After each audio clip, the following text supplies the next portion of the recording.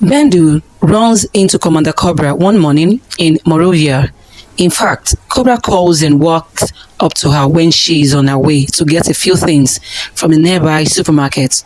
After the initial shock and an attempt at friendliness on the part of the lady and the man respectively, the latter gives his phone and room number to the former for opportunity to meet and do some catching up. Bendu wastes no time in informing her people. She visits Calvin to tell him. She calls on Siata and Agnes on the phone to inform them as well. She wants a plan that would have Cobra arrested promptly. Calvin and Siata are ready to pursue the same, but Agnes is not taking it. She advises Bendu to leave the man alone. Siata arrives to meet Bendu and Calvin.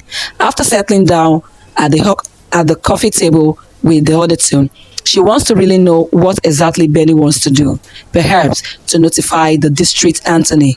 Calvin laughs at the suggestion, pointing out that there is no district attorney in Liberia. Bendu also adds that the country's justice system is not exactly up to speed. The available option is to go directly to the police and see if Cobra can be arrested and sent to jail. On soliciting Calvin's support in this regard, she receives disappointment. Calvin is not interested in wasting his time with the police. He wants to handle it his own way. For him, the police would simply waste their time doing nothing about the case. He also points out that half of the guys in the police are wartime buddies with former fighters or criminals like Cobra. Realizing that Kevin wants to use extrajudicial means to handle the matter, Bendu insists on using the right way and wonders whether Calvin is after revenge. Eventually, Siata also says she does not think she is interested in the police thing.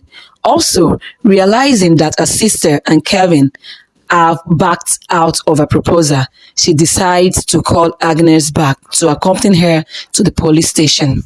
Bendu and Agnes head for the police station where they meet and get attended to by Lieutenant James Tapper.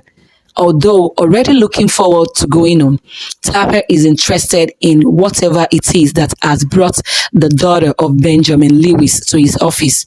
For him, it is a pleasant thing to be in a position to grant or deny Lewis' daughter a favor. Bendu is also glad that for once she is going to reap the benefits of having connection without a sense of guilt. Lieutenant Tapper is surprised at what the two women want: to arrest Moses Varney, that is Cobra. When he asks them about the offense he committed to warrant his arrest, Bendu tells him that he committed murder. The police officer asks some questions and also gives some explanations. Suppose the man denies the charges, how is the killing going to be proved? When Bendu responds that there are others who are aware of the man's crime and would testify to the same, Tappan points out that it is not as easy as that. For instance, no judge will issue the document required to get him jailed within the stipulated 24 hours for such a crime. Besides, no one in high position in the current administration in the country is going to jail anyone for war crimes because there are more urgent priorities like paying workers' salaries. In response to Agnes' question, Tapper suggests that they should drop the charges for now. Because Bendu will not be persuaded, so the police officer opens his ledger to a new page and begins to make an entry as he asks for specific facts from Bendu. Unfortunately, his pen does not have ink and he has to borrow a pen from Bendu. He writes down the man's full name, Moses Varney, the crime he allegedly committed, and the year of the crime. Tapper stops writing when Bendu cannot provide the specific number and names of people killed by Varney.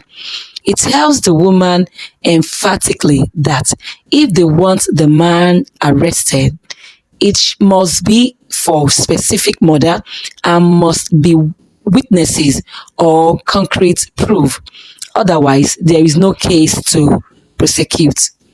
Agnes calls Bendu's attention to the fact that she is pursuing a difficult case, and the letter confesses that she is ill prepared for the case.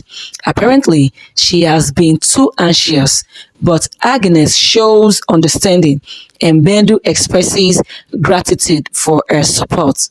While waiting for taxi, Agnes asks her friend again whether she is still bent on pursuing the case. She gets an affirmation answer. She then warns her friend that she might be putting her life in danger. Well, that would be better than keeping my soul in prison, Bendu says in return.